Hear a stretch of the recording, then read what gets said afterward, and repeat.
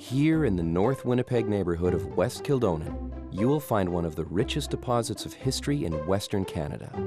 Tucked between Main Street and the Red River, and running roughly from Kildonan Church in the north to St. John's Park in the south, this 3-mile-long stretch of land known as Seven Oaks is where the seeds of Western society were planted on the Canadian prairie.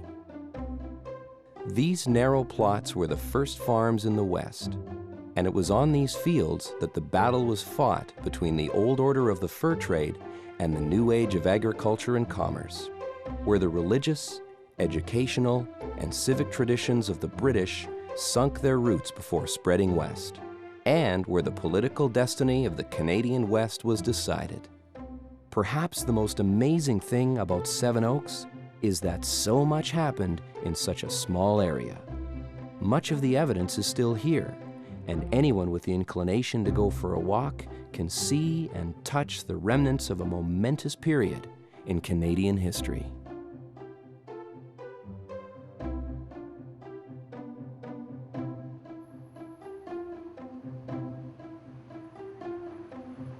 Here on Main Street, the modern world rushes past a monument to one of the first historic events to take place in Seven Oaks, the famous battle between the Selkirk settlers and Métis buffalo hunters in 1816. The battle, like the area, takes its name from a prominent grove of oak trees that stood here at the time. The Battle of Seven Oaks is one of the most significant events in Western Canadian and certainly Manitoba history. It was an event that had repercussions that lasted for decades and arguably even up until the present time. The colony had been established by Lord Selkirk, a Scottish nobleman, in response to the plight of poor tenant farmers who were being pushed off their lands to make room for sheep grazing. Selkirk wanted to offer them the opportunity to start a new life in the New World, and so he established Red River, the first agricultural colony on the Canadian prairie. However, in addition to being a philanthropist, Selkirk was also the largest shareholder in the Hudson's Bay Company, and his colony represented a strategic business move. Its location so close to the forks of the Red and Assiniboine rivers placed it right next to Fort Gibraltar, a major outpost of his rivals at the Northwest Company. Selkirk also had a fort built next door to Fort Gibraltar. Called Fort Douglas, its location only fueled suspicions among the Northwest Company and its Métis suppliers that the colony's chief purpose was to disrupt their fur trade along the Red River.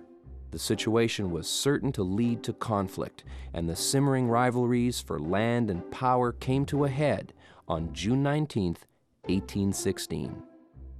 In June of 1816, after various conflicts back and forth between the Métis and the settlers and the Métis and the Hudson's Bay Company, a group of Métis were crossing near the settlement from the upper Assiniboine to the lower Red River, transporting goods, when they were met by Governor Semple from Fort Douglas and 22 of his men. In the resulting conflict, we're not quite sure who fired the first shot, but the end result was that Semple and 20 men were killed and 1 Métis.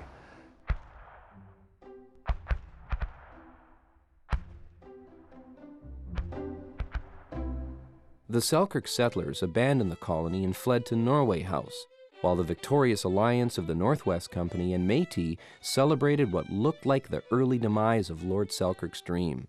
Little did they know that the Scottish lord himself would soon arrive to take control of his colony's fortunes.